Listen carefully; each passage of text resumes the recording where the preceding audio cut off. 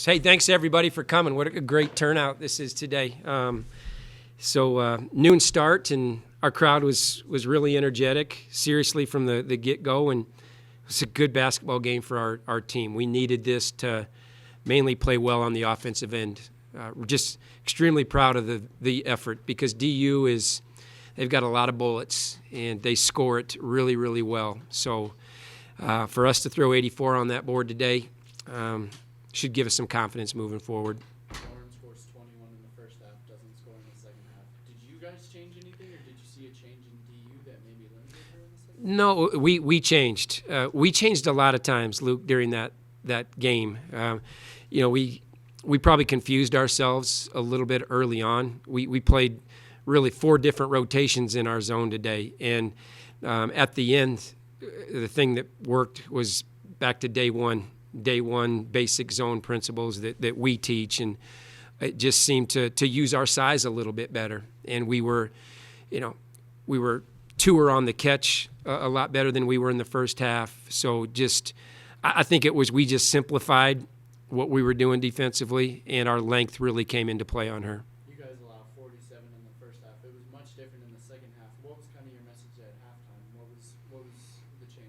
Well, I think the change was you're going to have to keep. The message was you're going to have to keep scoring it because they're going to. But we just tried to. We came out and thought we could man them a little bit, take away the threes. But the thing that really concerned us with that were the drives to the basket and the fouling, and they got to the bonus like that. So then we had to switch back to our matchup. But we just challenged our kids. You got to play tougher and compete tougher in your area, who's ever in your area, and you got to keep grinding offensively. And I thought Gracie was key inside. I think another thing that took Lovin out of the game was that we scored it on her in the post. That was a tough matchup with her on Gracie.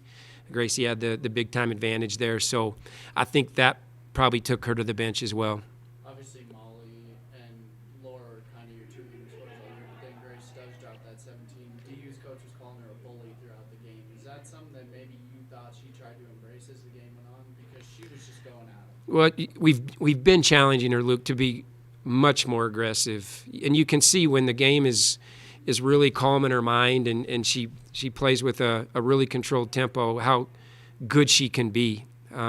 She's the fact that we got the scoring from her today, as well as the ball handling, was crucial. And the fact that she was being called a bully, that just tells me she's being aggressive, and that's what we need Gracie to do, because she can facilitate from a lot of different areas on the floor, and she's just got a very unique skill set.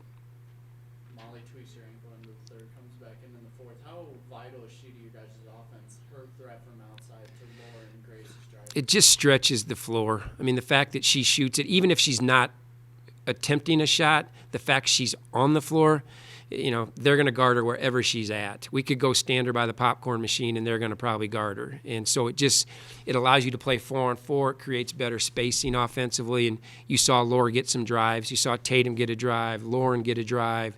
And so it was neat to see all 3 of those kids, Gracie, Molly, Laura, play well on the same night. We haven't had the consistency with those 3. I was proud of Mayanne and Lauren. They shot the ball with conviction.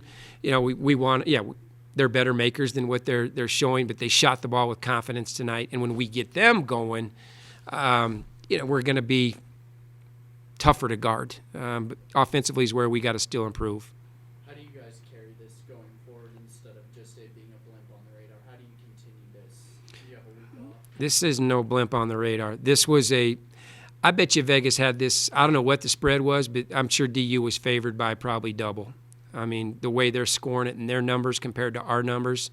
So this was a huge win. We're treating it as a huge, huge win. And going into the break with good confidence, we'll come back and grind it out before shattering. But the fact that the kids got to see the ball go in the basket today, and they got some nice flow and got to make some good basketball plays, we're going to go into break feeling like we are getting better as a basketball team, and still a long way to go, but good way to go into Christmas break.